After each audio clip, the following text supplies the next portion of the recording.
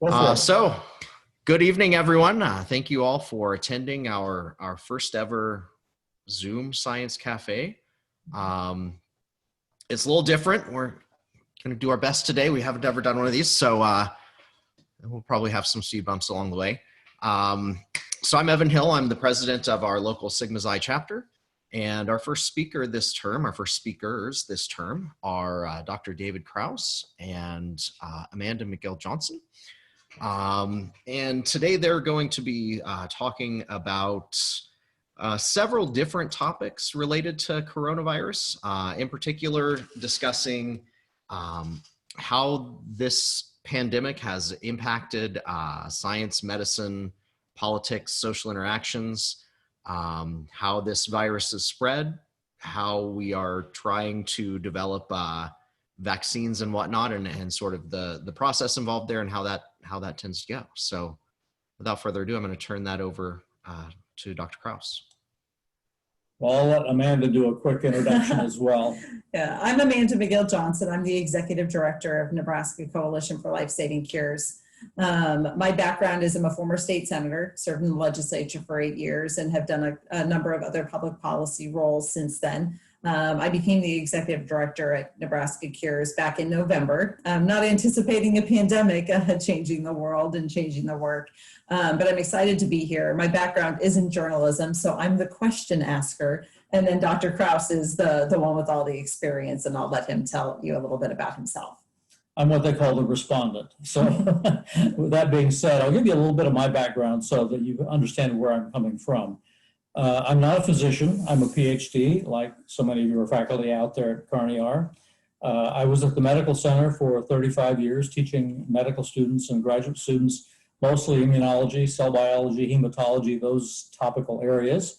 And I think I love that part of my career. I moved into administration later on and served as the vice chancellor at the medical center for a number of years. Got to know both your chancellor, Doug Christensen, and Charlie Weishik, your vice chancellor, fairly well through that tour of my career.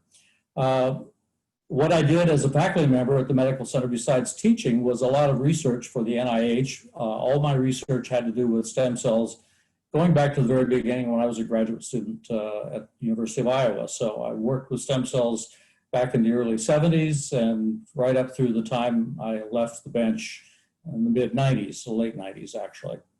So my stem cell research was an interesting career. When I started in it, nobody was talking about stem cells. Mine has that changed. So I've seen a lot of changes in that area.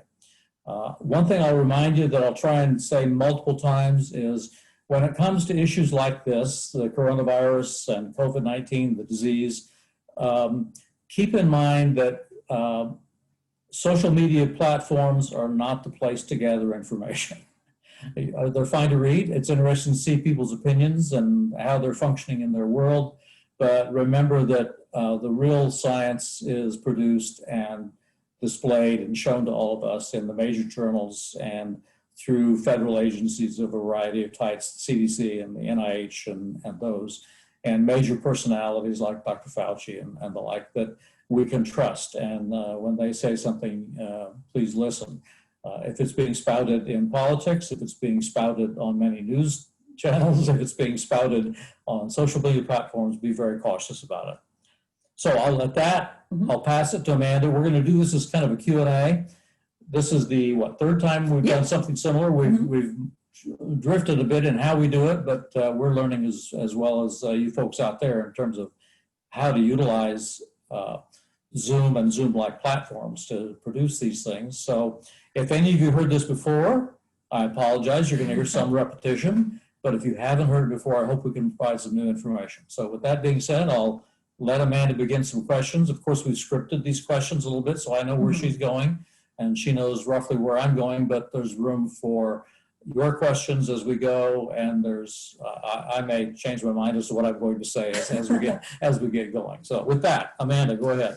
So our organization in part is in the business of science communication and trying to be a sound source of information for folks. And so Dr. Crouse, in general, why do you believe that science communication is so important? Well, first, it's a big issue in today's world.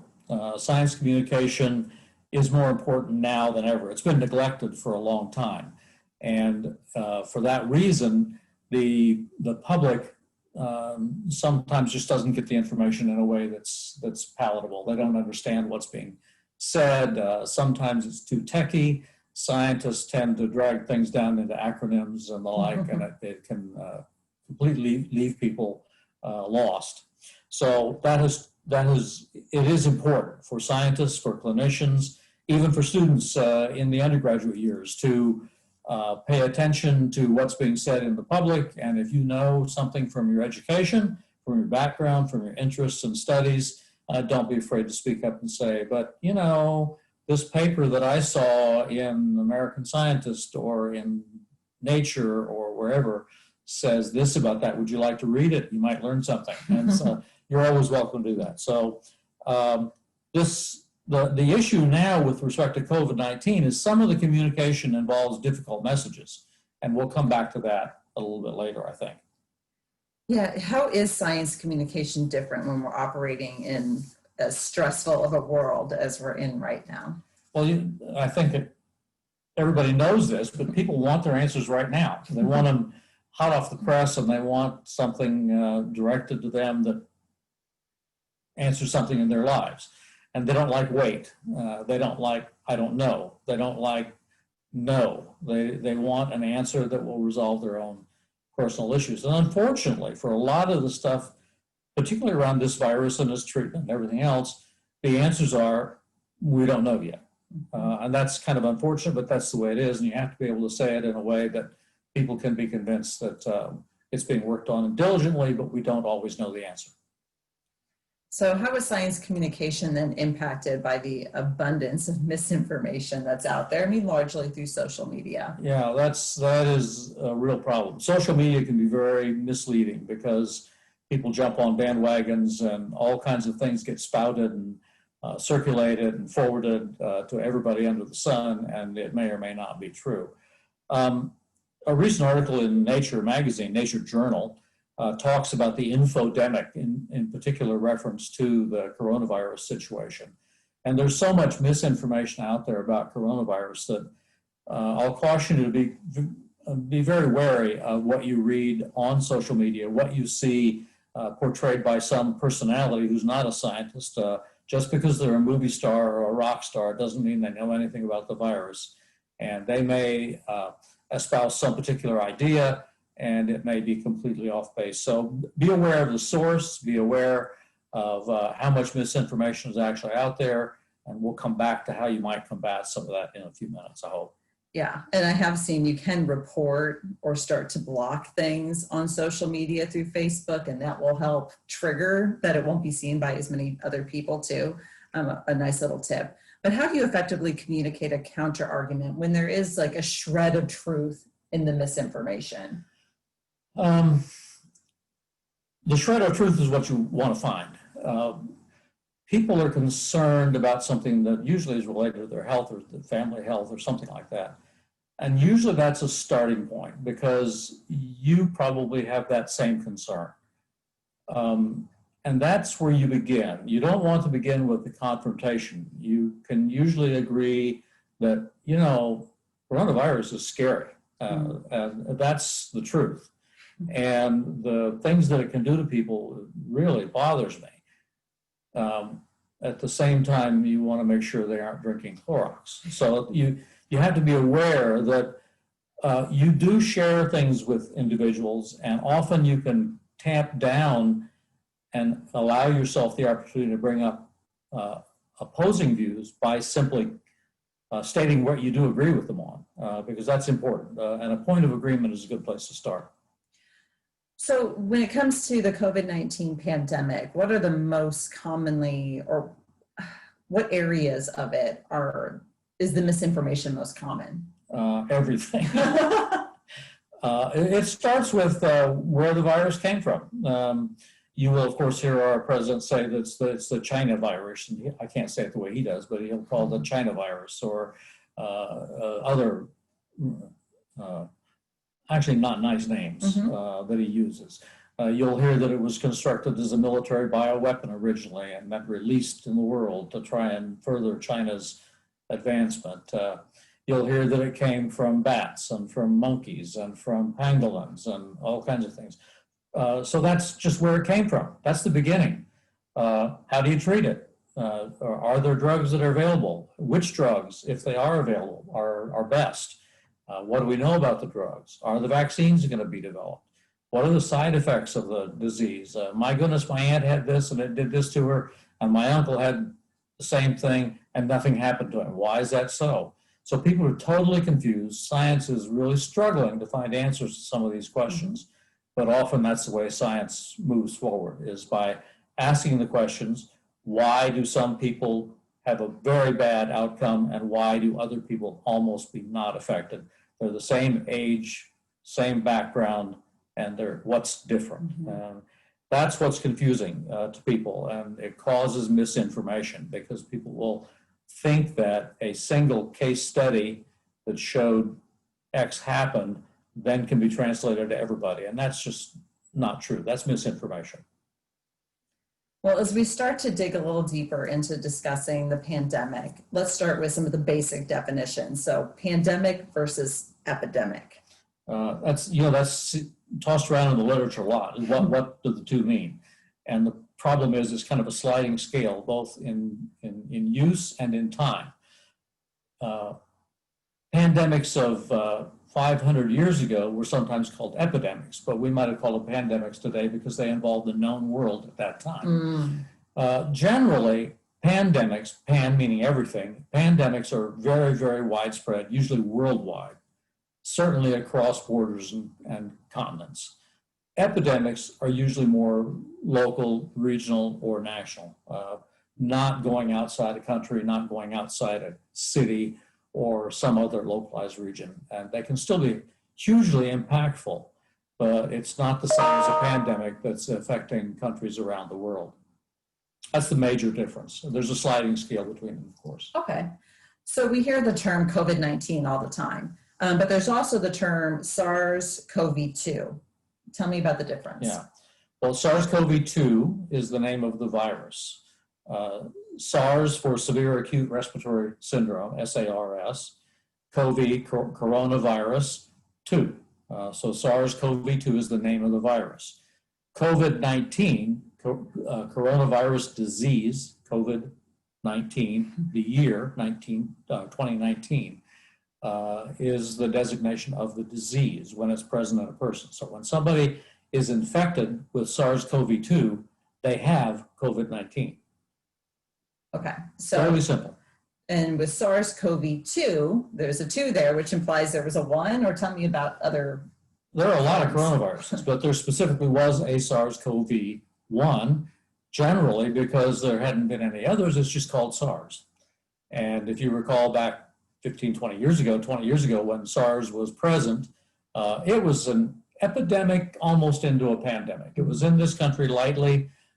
It was a pandemic, but not a full-blown pandemic. So yes, we've had a SARS-CoV-1, but at the time, it was just called SARS. Now, we know we've had another one very similar to it, so it's called SARS-CoV-2. So have there been any coronaviruses that have caused pandemics at this level before, I guess? Not recently and not of this scale. The 1918 flu epidemic, or pandemic, because it was worldwide, was caused by an H1N1 virus, I believe. It was caused by a different virus, not a coronavirus. It was very widespread. It caused a huge number of fatalities. In fact, I don't know if we're going to talk about herd immunity for sure or not, but it's a great example of the bad effect when you rely on herd immunity. In 1918, 1920, when we had that flu epidemic, there were no vaccines for any flu or vaccine, virus-related diseases. They didn't exist. So that disease raged across the world. At that time, the population of the world was less than 2 billion. This is 1918. And there were over 500 million cases, which was roughly 1/3 to 1/4 of the population of the world. And there were 500,000 deaths, 500,000 deaths. So you have a huge number of deaths for the number of 500,000 deaths. So there were that many deaths out of the total incidents. It had a high fatality rate. Herd immunity took a long time to get there. Probably only 40% were actually immune. That pandemic actually just burned itself out and was gradually resolved over a period of 2 or 3 years. But there were several waves of that flu epidemic. It didn't just come through all at once. It came through in waves seasonally for about 2 years. So yes, there have been others. Yeah, they keep talking about waves with this one, but it's like never really dipped all the way down. It's been a crazy ride, right? So how did SARS-CoV-2 suddenly appear as the disease COVID-19 in people? Well, we don't know exactly. The expectation or the hypothesis is that it arose like the other coronavirus diseases that we have in man from a disease that was originally in bats. Most of the other coronaviruses arose there. Most of them had another intermediate host that it passed through before it got to man. So SARS-CoV-1 went through civet cats and ended up in man. MERS was a coronavirus disease, Middle Eastern coronavirus disease that went through bats and then camels to man. So there have been others. There have been multiple examples of these coronavirus-related diseases. Some of the epidemics we've had, like swine flu and bird flu and like, are H1N1 or H5N1 related viral diseases. They can be just as tragic and just as awful, but they haven't been quite as bad as SARS-CoV-2. So have there been other viral diseases that have come from animals? Yeah, most of these. For some reason, bats harbor a lot of these viruses, and many of them do originate in bats. There are people that specialize in the bat viruses and are trying to sort out just exactly where and how this disease got passed from bats to pangolins or some other intermediate before it came to man, and it's not known. So the information that's available, the scientific information that's available right now, is that it wasn't developed in a laboratory. The genetics of the virus are such that it looks like it's a natural origin. It looks like the other coronaviruses genetically with some small changes, and that's one reason why they think it is actually a naturally occurring virus. So when there is a new disease like COVID-19, how do scientists and clinicians first approach it? Well, good or bad, they use the way we've done it in the past. So let's go back to SARS, the SARS-CoV-1. When that flu or epidemic came about, coronavirus infection about 2002 or 3, somewhere in there, they went about the same public health measures we are using today. They called for isolation, they called for masks, they called for border closures, they called for all those kinds of things to try and manage it through public health mechanisms without actually going to mechanisms of, well, they didn't have any drugs at the time, quite frankly. There were no antivirals at that time that were effective. They did begin developing vaccines. They actually got some vaccines developed, but by the time they were getting ready to distribute them, SARS-CoV-1 fortunately just burned out. It mutated in a way that made it non-infective, and it was no longer seen as a problem in the public. So the first vaccines that were made were not widely used for SARS-CoV-1. So they had a history of how to do this. Mostly the public health measures that you hear all the time about face masks and hand washing, separation, and all that kind of stuff. Very important, but there were no anti-vaccine drugs at that time, no pharmacological agents, and the vaccines for that were just beginning to be developed. So, well, I think a lot of people remember that time. It still feels like they were caught very off guard by this pandemic. Is that the case from, I guess, more of the professional community? Well, yes, they were caught a bit off guard. The public health people have been screaming possible pandemic for many years, but I don't know whether it's an issue of crying wolf because it's been a long time. It's been almost 20 years, and politicians and people who fund these kinds of things, I think, become immune when it doesn't happen. And it doesn't happen, and it doesn't happen. And indeed, the current administration eliminated the pandemic response group, which had been formed 10 years ago or more. So that group had been formed, never really activated because there had been no pandemics. Justifiably or not, the president eliminated it to save money, and then we had a pandemic. So part of it is a little bit of crying wolf and a little bit of public health has never been on the front page of medical journals. It's always been kind of the poor sister. It's not the front page miracle things that are going on out there. I also am very interested in stem cells, and all you folks probably know that there's stem cell purveyors out there all over the world trying to cure everything with stem cells, and it gets a lot of press. Public health, until we had the pandemic, was not getting any press. Yeah.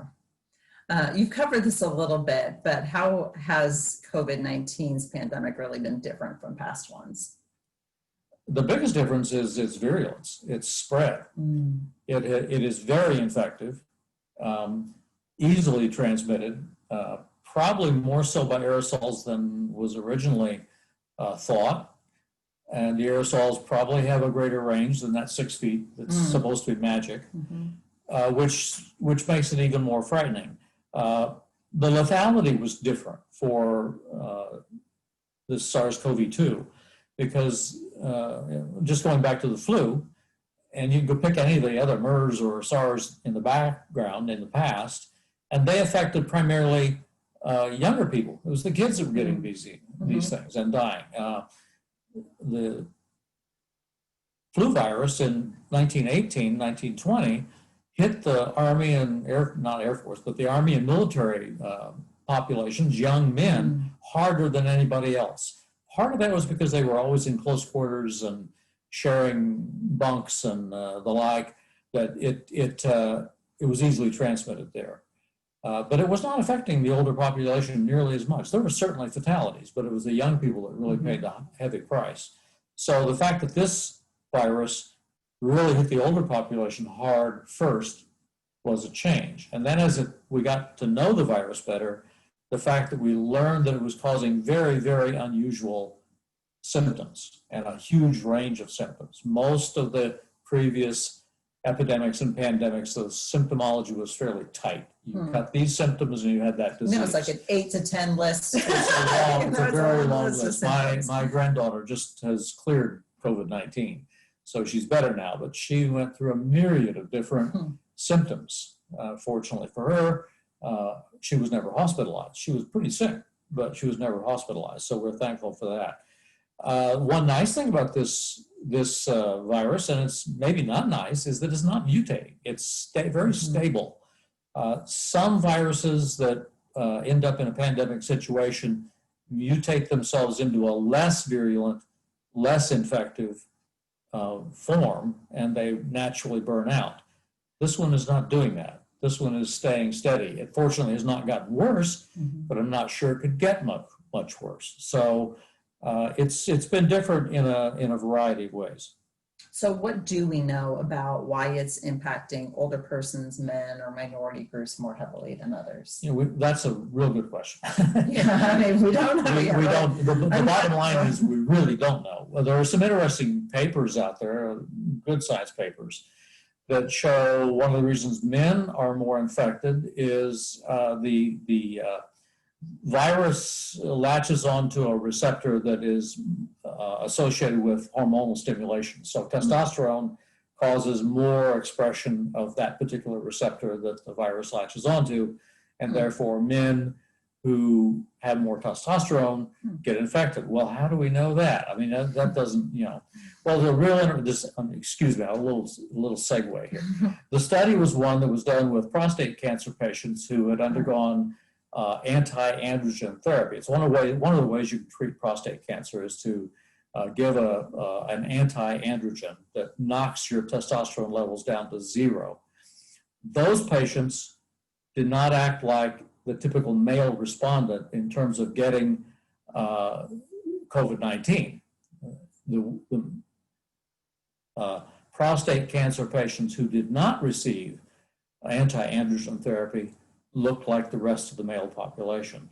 So that's the paper that actually says, androgens have something to do with it. But even more than that, men tend to be more risk takers. They don't want to wear masks. They don't want to socially distance.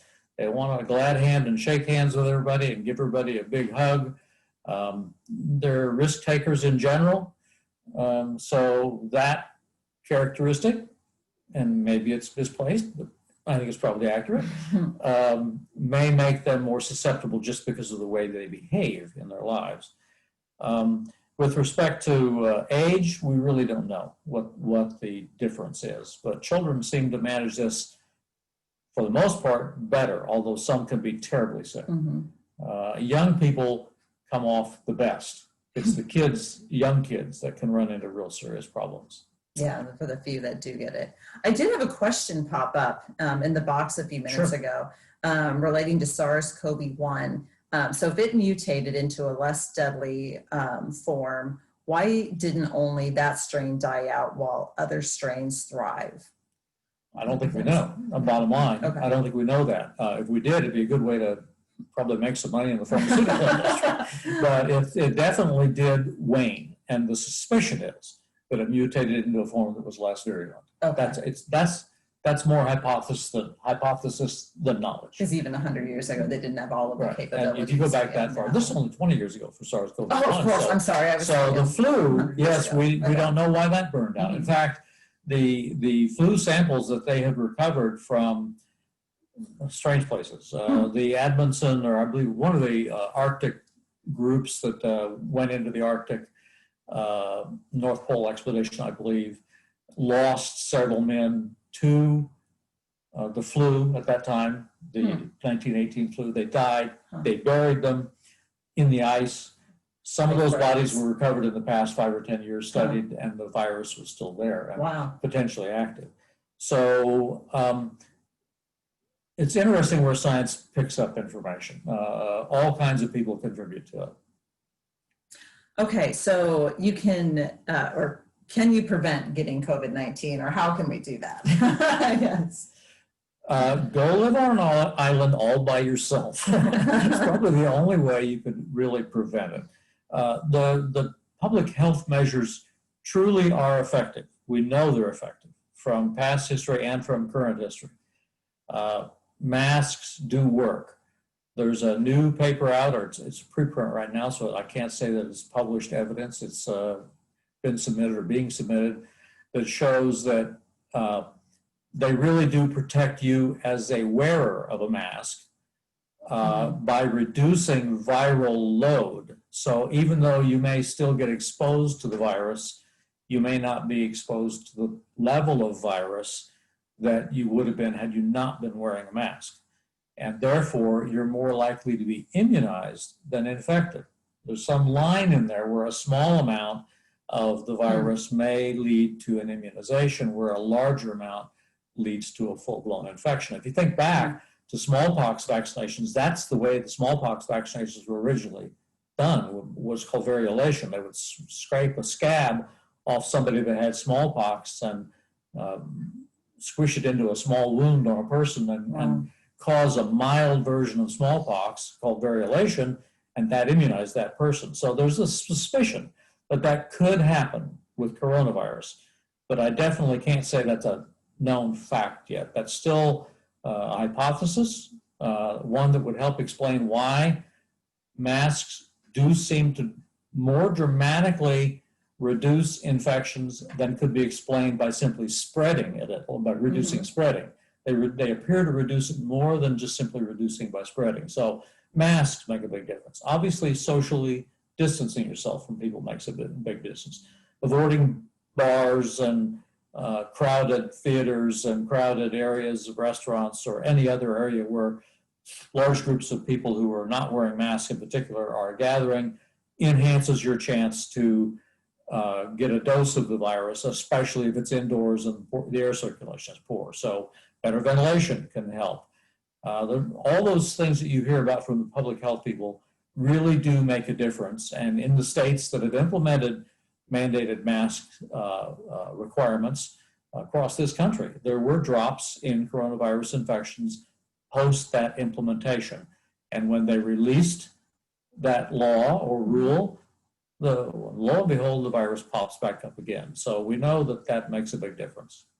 I'm getting a couple of questions. Some of them I'm going to keep going for a minute, but I'm going to try to plug in your questions when it fits the flow of the discussion here. How can you be tested for the presence of SARS-CoV-2 in your body? Well, there are actually, that's another issue. There's a lot of misunderstanding out there about tests. They're available. You can go to Amazon and buy yourself a test. There are basically three ways to be tested. The quickest way, the cheapest way, and the least accurate way is by what's called an antigen test. These can be over the counter, administered in your home with just a saliva test. Some of them are blood, but most of them are saliva, finger prick or saliva. And you get an answer in 15 minutes. Say, do you or do you not have the antigen, meaning probably the spike protein that's present on the surface of the virus. And they simply have a readout system that shows up with the color band that yes, you do or no, you don't. They are 80, 90% accurate, and they also have some false positives. So when they don't get everything, and they make some mistakes in the process. The most accurate assessment is by polymerase chain reaction, PCR, to detect the actual presence of the nucleic acid, RNA. Or you can do it through DNA too, but I mean the nucleic acid is what's being detected. It has to be amplified, takes special equipment, special reagents. It takes, really good laboratory, maybe 24 hours, 48 hours, and in typical commercial laboratories, 2 or 3 or 4 days, and that's very common. Those have to be done in laboratories or hospitals or clinics. There's no such thing as a home test that's PCR. I imagine some people could do that if they wanted to buy a $30,000 PCR machine. There's nothing to say you couldn't do that in your garage. But those tests are very accurate, and they are the ones that are used by like Test Nebraska, the medical center, our medical center, UNMC, probably the major hospitals that are testing around. Most of the nursing homes have used that in the past, although many of them are switching to the antigen tests. One way they compensate for the potential error in antigen tests, because they're so cheap, is to do them frequently. So they will do them daily or twice a day or every other day, and you have less chance of missing an infected person if you do them frequently, because you'll eventually catch them. So one of the ways the antigen test can be used more efficiently, and that's the way things like football teams are doing it. And then they will usually send for a confirmatory test, they will do a PCR test. Okay. Third way you can test, which is really kind of late in the game, is looking for the antibodies that you produce once you've been infected. That doesn't happen very quickly. It's a week to 2 weeks post-infection. We don't know how rapidly those antibodies come up and how rapidly they leave. But if you're tested 2 or 3 weeks after you first develop symptoms, and for the next month or so, more than likely you have antibodies. And the antibody tests really also come in 2 types. There is just a qualitative test. Do you have antibodies? Those are cheap, really quick to do, but it's a snapshot in time. It says, yes, you had antibodies at 2 o'clock on Thursday afternoon. It doesn't mean anything a week from now, and it may not mean anything at all in a month. They're qualitative, that's qualitative, or then there are quantitative tests that can actually determine how much antibody you have in terms of micromoles per milliliter or something like that, a quantity. And some of them go so far as to tell whether or not the antibody is effective. Does it neutralize the virus? And so they're good, but again, they're a snapshot in time. And the problem is we really don't know how well antibodies track with the disease. There are some people that may not make much antibody and had the disease, and there are some people who may have had a very light infection and have very good antibody levels. So it's not necessarily indicative of the level of disease you had. So what do we know about whether those antibodies will really protect us from getting it again? Most thoughts are that it will, at least to some degree for some period of time. generally when your body produces antibodies to a disease, or you're immunized for a disease, you will have antibodies that last for many weeks to several months.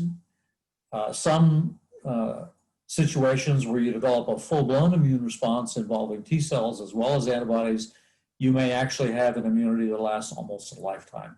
So if you were immunized against smallpox, like most of us my age certainly were, and a lot of people, you never need to be re-immunized, and you're probably going to be immune for a lifetime. Measles, many years, but you may need a re-immunization at my age to prevent shingles, which can arise from the same virus. The virus is still there, but you don't want to be re-expressed.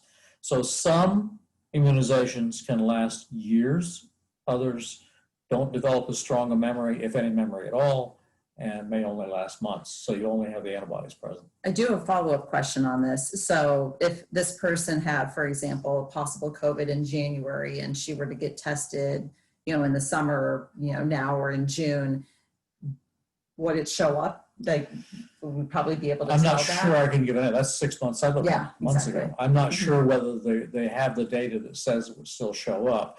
You would be the kind of person who might have antibodies to the virus, or to virus proteins actually, which would say that you have been exposed. But in terms of how long afterwards, they say that the antigen test can detect viral particles, proteins, for quite a bit long after the active infection. 7 or 8 months, I don't know that long, but your active infection has waned. You're better now.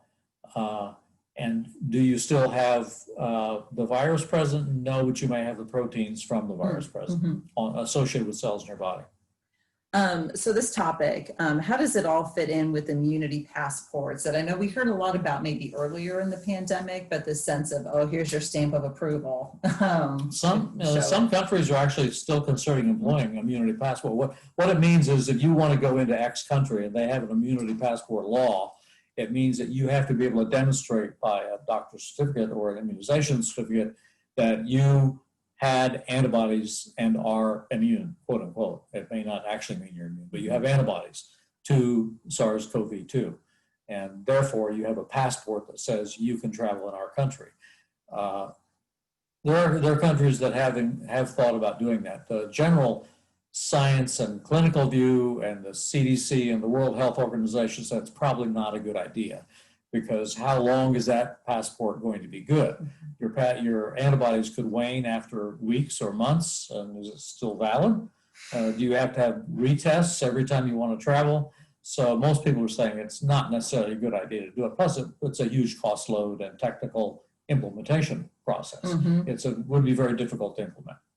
Okay, so before we get into the vaccine discussion, what are the available drug-based treatments right now for COVID-19? Well, there was a nice little article, but by the way, Evan, I'm going to send you a list of references. I didn't get it ready today. I've got them all laid out, but I'll actually get it typed up and email it to you, a Word document or PDF document that you can circulate to any students that want it. But the drugs that are available, several have just recently been sorted out.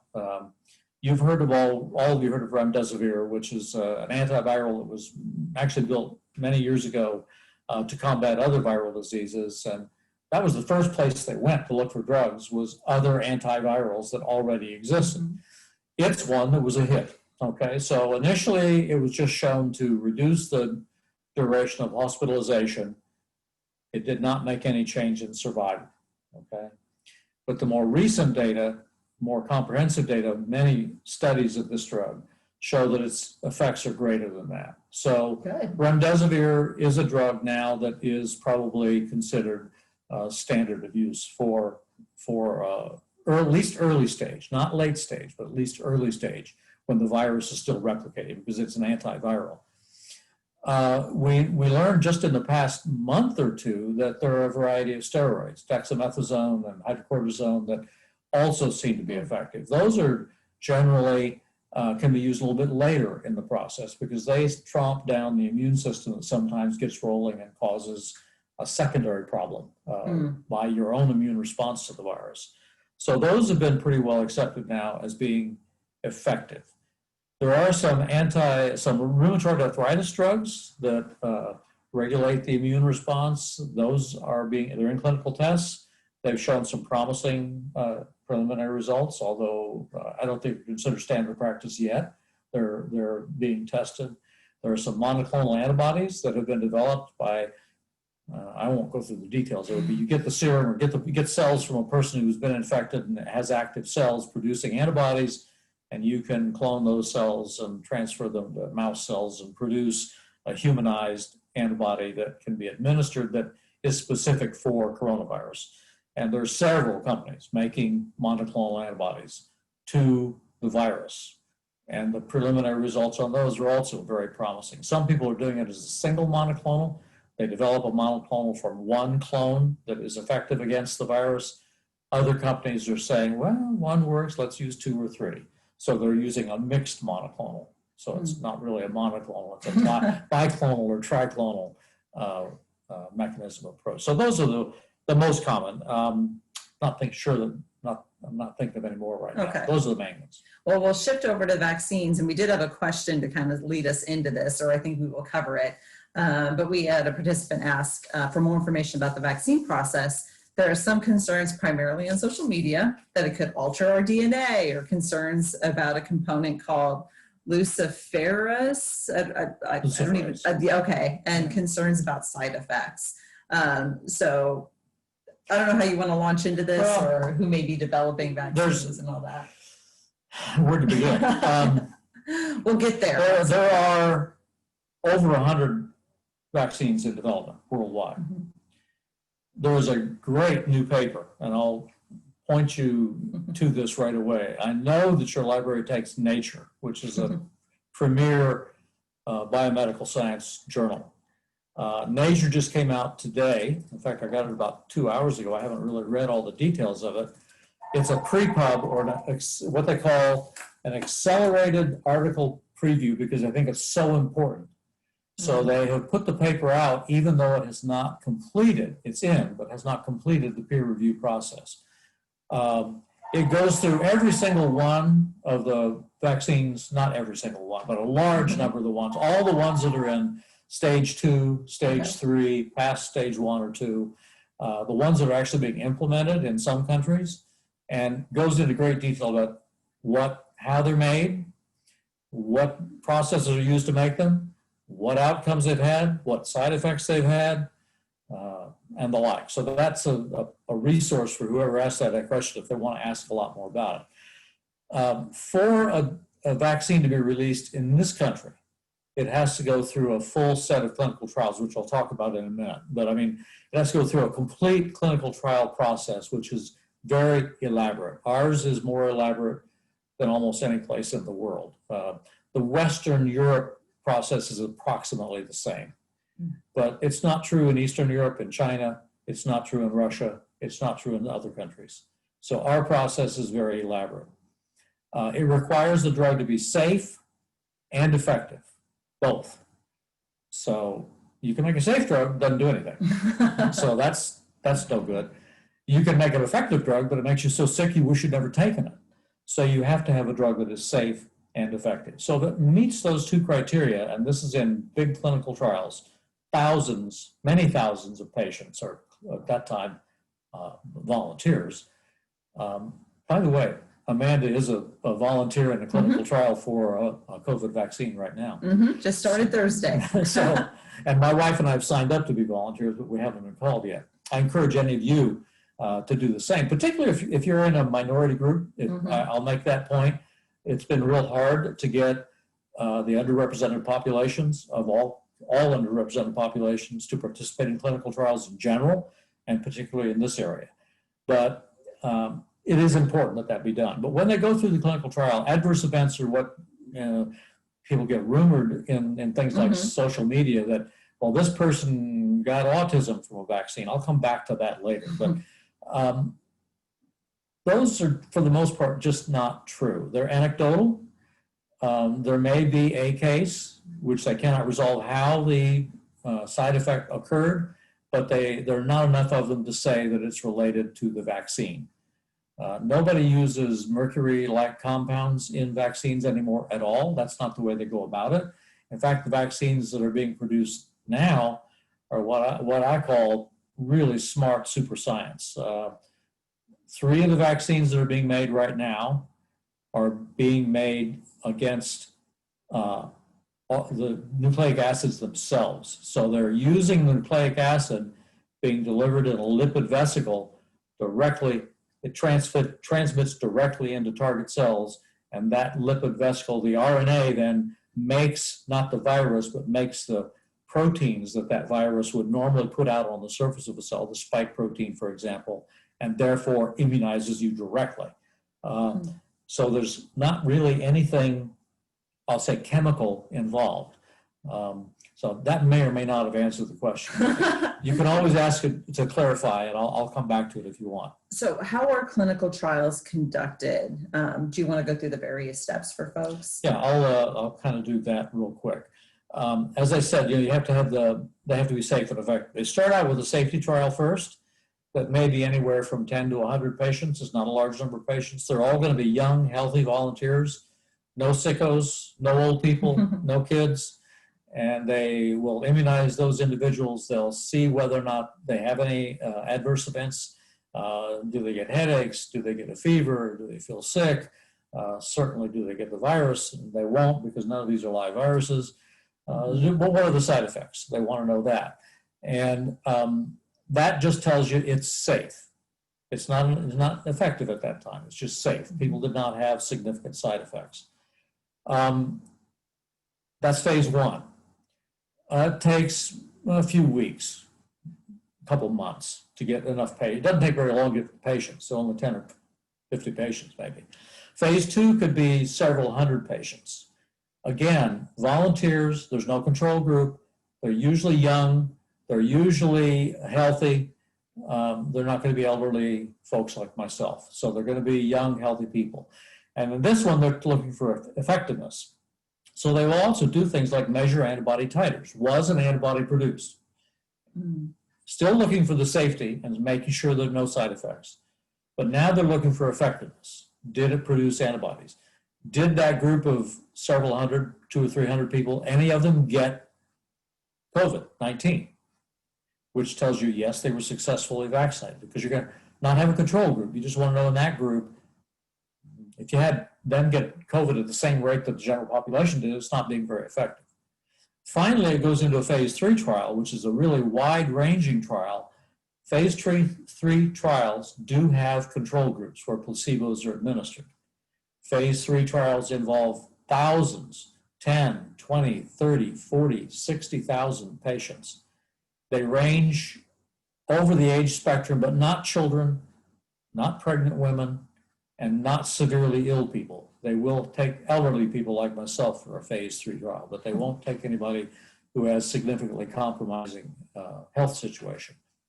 And those are then followed not just for continued safety, continued effectiveness, but a long-term effectiveness. Those volunteers who contribute there are out in the general population. So do they get sick? You're really looking carefully at effectiveness. How many of those people that you immunized in the phase 3 trial have come down with COVID, as opposed to the control group, which received a placebo? So you have a placebo-controlled group for a phase 3 trial. And then after that, if that is successful there, and this is all statistically successful, they do the heavy-duty statistics on it, then it can move into, they continue to study it in phase 4, which is actually implementation, where they provide it to patients. You can get well into a phase 3 trial. Let's say you get 40,000 patients immunized. And there's a little difference, but not a lot of difference, between the placebo group and the immunized group.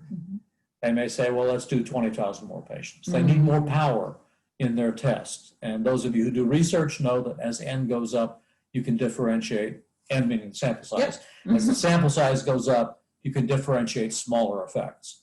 So they increase the sample size to differentiate smaller effects. And that's typical too. So there are quite a few drugs out there now that are in, as I said, in clinical trials. There are half a dozen in this country, and I'll read you the companies: AstraZeneca, Pfizer, Johnson & Johnson, Moderna, Invio, and GlaxoSmithKline. And they are made by a variety of approaches. Some of them use inactivated virus. Actually, none of the ones in the United States use inactivated virus. They will be combined with an adenovirus, a cold virus that's inactivated.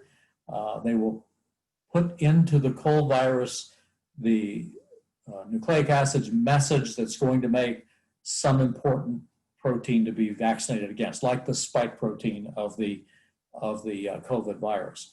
So they will put that's what you get immunized with. So you get an adenovirus plus some part of the coronavirus.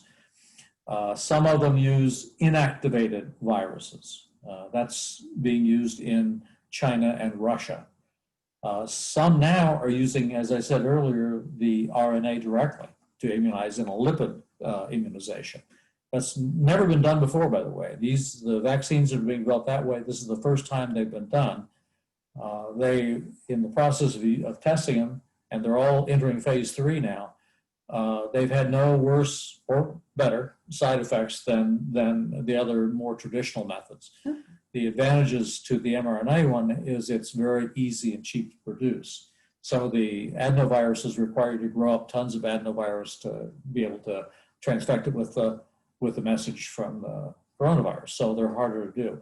Another thing that's going to be interesting to follow is they're going to have to find ways to get this product, the vaccine, all around our country, and that'll be difficult.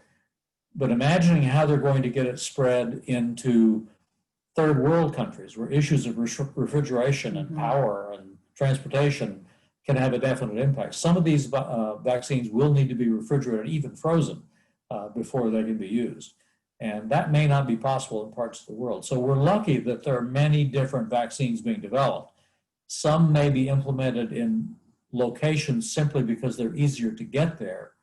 And some may be more effective in an aged population. Some may be more effective in kids. None of them have been tested in kids yet, by the way.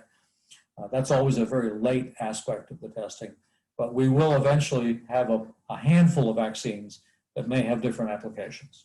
There was a follow-up question about the Sure. RNA piece, and the question was, is this newer process with RNA, how other vaccines are made, or just COVID? But you said this is the first It's brand new. This is the first time it's been used for human products. It's been speculated and proposed previously, but nobody's ever been on this fast track because of the magnitude of the problem to kind of allow this. This would not, I don't think, happen if there were not a pandemic. If this were, I'd like to make a measles vaccine using this. I'm not sure how easily that would go through the system, but people are, and justifiably, anxious to get vaccines produced as quickly as possible. This has allowed several companies to make vaccines very rapidly.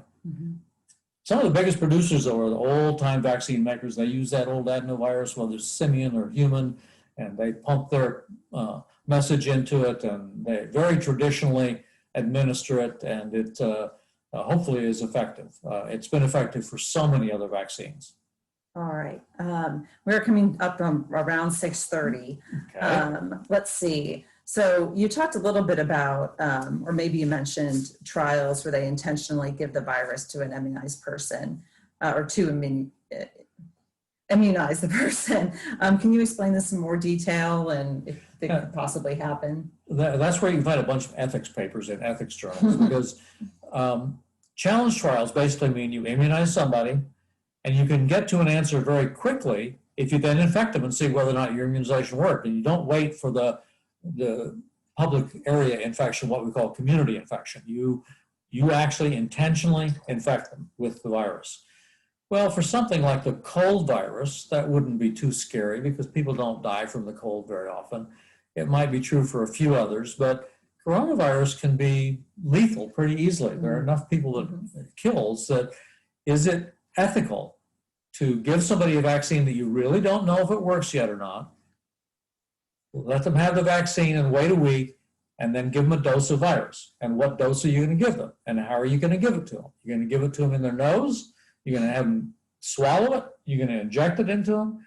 The pathway, nobody has really firmly determined the pathway. Nonetheless, there are groups that are pursuing that as a possibility to get a very fast, accurate answer as to whether or not vaccines are effective. It's going on in the United Kingdom. It's not, I don't think it's going to happen in this country, but the United Kingdom is boldly stepping forward and pushing through, or trying to push through, it hasn't happened yet, trying to push through challenge trials for a COVID vaccine. They have thousands of volunteers, thousands of volunteers. So it's, the public wants to see a solution, and there are lots of young people out there who are putting it on the line. I think that that kind of a challenge trial would only occur in young people where the mortality is so low. How long does it take normally to conduct clinical trials and get a reliable vaccine? And maybe also talk a little bit about Operation Warp Speed and what that has meant. Clinical trials normally take years. These are occurring in months. They never have been done at this rate before. And kind of compounded on top of that, Operation Warp Speed, our federal government, this is not true in other countries, but our federal government agreed to pay for the manufacture of expected vaccines. So the major vaccines by Moderna and AstraZeneca and SmithKline, several of them, I think 3 or 4, they're actually taking their best shot. They got through their phase 1, they got through their phase 2, it was safe, it was effective. They don't have the phase 3 done yet, but they're going ahead and manufacturing hundreds of millions of doses of the vaccine. It's a bet. And the bet is being paid for by you and my taxes, because that's how the companies are affording to do it. They couldn't afford to do it on their own. So they're being paid to go ahead and produce these vaccines and have them ready. So if the vaccine trial says, yes, they are safe and effective, they're ready to snap out and deliver. But none of them are going to have enough doses to dose the whole world in that time. So it's going to take quite a while to produce that volume. There may be enough for the healthcare workers and the most critical people in the Americas and Europe, but everybody worries about the third world. What allows for the trials to be done so much quicker and yet the outcome will still be safe? Is it just more people more quickly? They put a huge amount of money into it. Okay. The federal government has never funded vaccine development like this. It's always been up to pharma. Okay. So pharma is being supported very heavily by the federal government, which is one reason why you should not expect to pay very much, if anything at all, for a vaccine in this country, because you've already paid for it. We've already paid for it, which is good. But it is a problem for the rest of the world, because how are they going to pay for it? And many of the companies have said they will provide it at a very reasonable cost. People trying to talk a few dollars, American dollars per immunization. We'll see if that actually happens, because I don't think any contracts have actually been signed. Okay, so once they are developed, when do you think they will be available for everyone? I've started to hear a lot about next summer. If you listen to Tony Fauci, which I do regularly, he has a new, he does audio interviews on New England Journal of Medicine weekly. So it's a little audio interview, about 30 to 40 minutes. I haven't listened to the one that came out today yet, but I will. Basically, he's still saying you may get your first use of vaccines yet this year, late this year, November, December. And our president says October.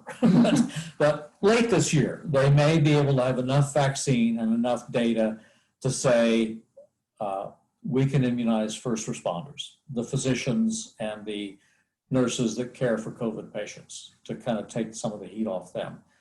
There would not be enough to go out in the general public and immunize everybody. You're talking there next spring through summer.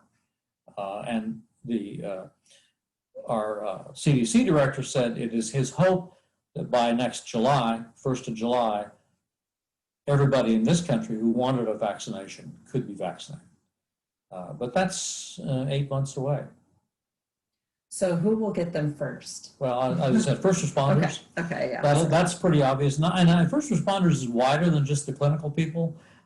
Police and fire have uncontrolled contact with the public, where they have to control. They don't ask them, "Do you have COVID?" And then they risk it. They risk it, and they don't always have a mask on. So first responders of all types. People are also saying that it should go to other people who have lots of public contact. Grocery store workers, shelf stockers, bus drivers, transportation people, individuals who have lots of contact with the general public. That would be a second line. Third line probably would be the most vulnerable: seniors, nursing homes, veterans homes, those seniors that have taken a real hit from the virus. It would later get to the rest of us, more healthy seniors, more junior. We don't know when and if the kids will ever be immunized. They might, but it's a ways off. Okay. So that's quite a ways away. So people don't need to be talking about like forced vaccination of school kids to get into school like that. Nobody's going to push that. That's probably. I haven't heard that either. That's probably a non-issue. She's a school board member. So that's I think a non-issue. This country has never really pushed forced vaccination. Yeah. It's been talked about many times, but it's never been pushed. I hear people bring that up though as something, it could linger out there. So getting back to the vaccines, that many of them are being tested. So there's probably going to be more than one. I think we've addressed that. Yeah. And then how do we really don't have a sense yet of how long protection will last, or what's the hope there? Again, we know, like our flu virus and flus, you get it every year. And there's some people that are speculating you may need a coronavirus infection annually once we get one developed. And it may get refined with time and become better. Even now, they're expecting that it's not going to be like the flu vaccine that you get. It's going to require 2 immunizations to be effective. So almost all the clinical trials are 2 immunizations. Yeah, mine is 2. 2. Yeah, there's one, and I've forgotten who it is, which one of the companies. One of the companies has a single immunization product that they're using. And they're doing their entire trial with single immunization. So it's going to be a while before everybody gets vaccinated. So going back to the misinformation and how to address those concerns, I know someone who's been asking a lot of questions mentioned the RNA adjustment, and does that alter our DNA? And people having concerns about things like that. But how to address that with people? Well, as I said, let me go through some points here. This is not new. Anti-vaxxers and anti-science is unfortunately too common in today's world. And rumors, misinformation, disinformation, whatever you want to call it, get spread pretty widely. If you are a reader of the sciences, and I hope that our students who are listening and any faculty who might be out there are listening, and you are often an expert compared to the general public. Even if you're a student, you probably know more than most people walking around on the street, especially if this is an area of interest to you and you want to pursue it a little bit. There are plenty of good references available to help you. And as I said, I'll send those to Dr. Hill when this is over. But as I said earlier, the first advice is don't be confrontational. There's several reasons not to be confrontational. The old saying, you catch a lot more flies with sugar than you do by trying to swat them. So it's just good policy not to be confrontational. And in today's world, being confrontational might get you shot or something silly like that. So try not to be confrontational. And one of the ways not to be confrontational is to find that common thread that you may share with the person who has espoused some false piece of information that you know is not right. So you make your best effort to find that common ground that you can talk to them about. Often it's something like, I'm scared for my kids too, or my family too. This is a terrifying virus, and I wish we had an answer right now. And, we do know that masks probably help. I can give you an article or two you'd like to read that masks really do make a difference. And I'd just appreciate it if you'd read them. I might not change your mind, but there's good information out there, and it's better than what you're going to find on social media. And you can approach it in a way that is not confrontational, in which you're trying to share information. You can learn something from the other person. What's causing their concern? What's the basis of their concern? How they arrived at their belief. And when you share information, try to share good, solid information from a good, solid source, whether it's CDC or FDA. And even though they have spouted some things that haven't been completed, that's been a concern too recently. Your best sources are still your local health people, be it UNMC or Creighton or your local health department. they are going to have the answer for your community, and they will be tracking with national concepts on what is the best answer. So you don't necessarily have to name names, but you can almost always find good information from local health authorities. And you know, a kind of final point, there are still people out there who believe that the moon landing and 9/11 were big hoaxes and none of them ever happened. And if the same person you're talking to shares that belief, I wouldn't spend a lot of time. I might hand them a reference and say, you might benefit from reading this, but don't. There are people who live on misinformation. That is their source of joy. And those are really hard to get to. Yeah, like I've seen some statistics around this. That's just 1 to 2% that are the hardcore anti-vaxxers. But then there's that 17 to 20% that are hesitant now because of all the misinformation that's out there, and that those are the people you can move. I have a couple questions I'm going to try to combine real quick as we're running out of time. But we had one person ask about our current administration and how they could have responded differently. And somebody else asked about who and what we might be losing or gaining by working more independently and not with them. Any thoughts in that general? I'll follow the last question. So what is the U.S. gaining or losing by not working in close collaboration with who? Yes, I'm sorry. I was using the acronym. He's like, who? I think we lose a lot. There is an international consortium working on the international distribution of vaccines. Our administration has chosen not to participate in that. We're going to go our own way. So we will, I know this country will do its best to distribute vaccines internationally, but they're not doing it in coordination with the rest of the world. They're doing it on their own. Personally, I don't think that's the best way to do it. But you know that our president has very bad vibes about the WHO. So he doesn't want to cooperate with them in this very important aspect of protecting the world from coronavirus. I think it'd be a better way to make allies than that. What was the other part of the question? Well, just in general, what the administration could have done differently. Oh, differently? You know, out the gate. I think the biggest issues, and our president has said that he downplayed it because he didn't want to terrorize people and frighten them. But there's a time you want people frightened, I think.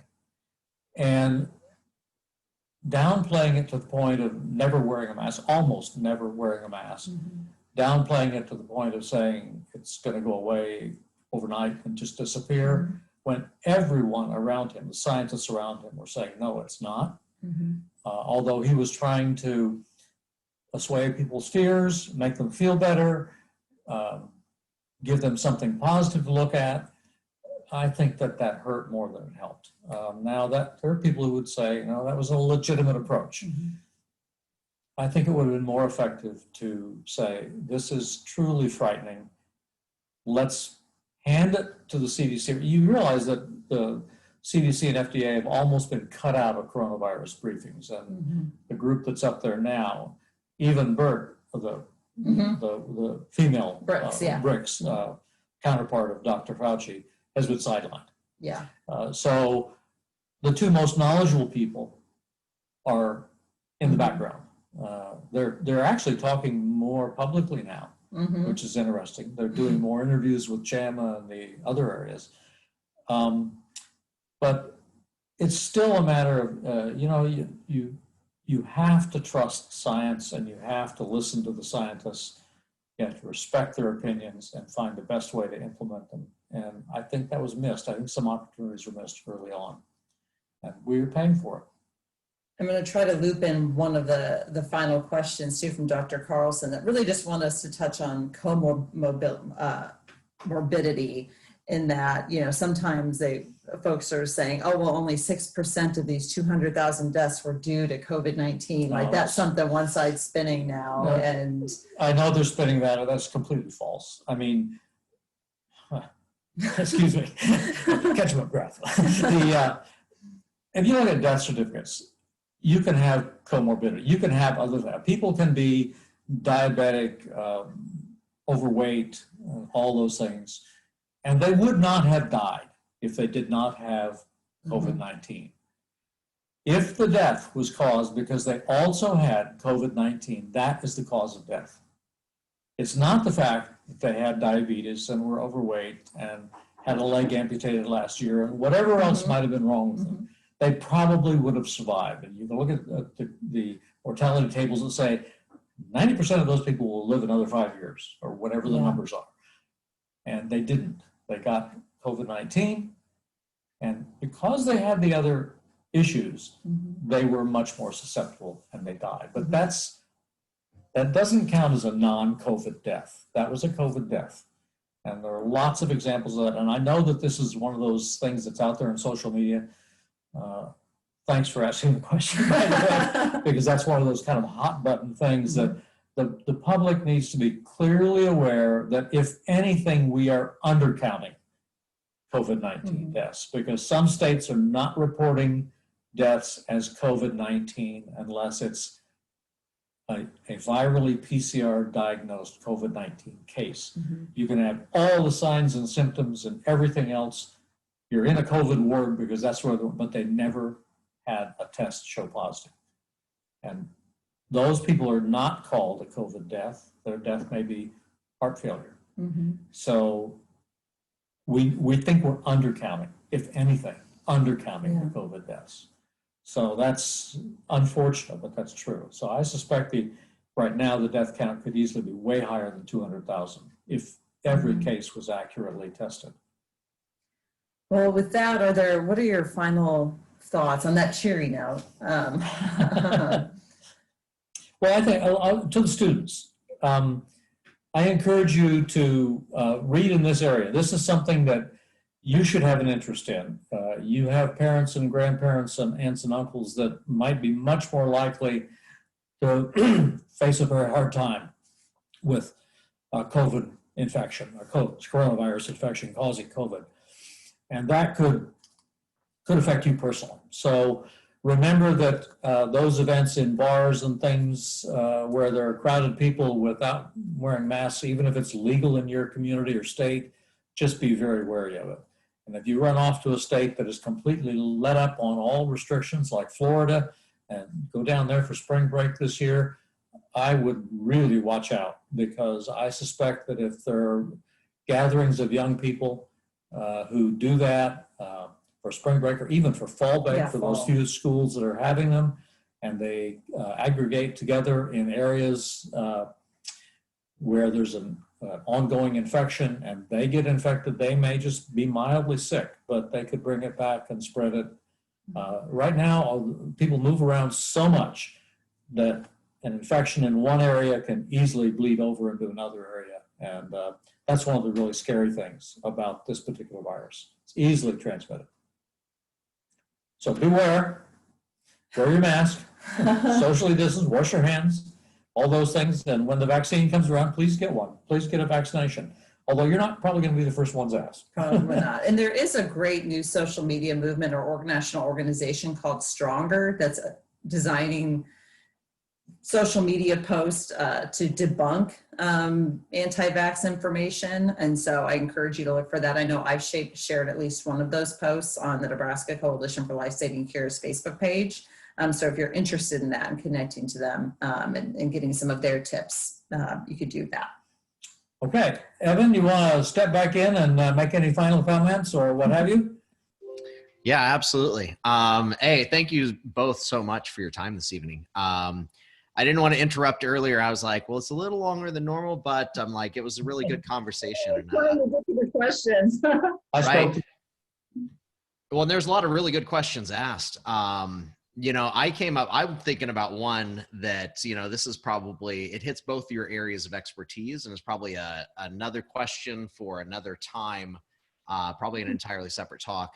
When we're talking about BRICS and Fauci and how they're sidelined at this point, and, you know, now they're starting to talk a bit more publicly with some different organizations, like, you know, what are your thoughts on them not being allowed to speak publicly and then breaking those rules? You know, I mean, like, you know, and that's, I think it's a huge issue in public health, in disseminating information, So I mean, there's a lot of going on there, but It's, yeah, it's a real interesting political situation right now. I mean, when we have our president saying that the director of the CDC misspoke when he talked about things just the other day, and The timeline, yeah, yeah. the timeline, he was wrong. No, that's not what he meant at all.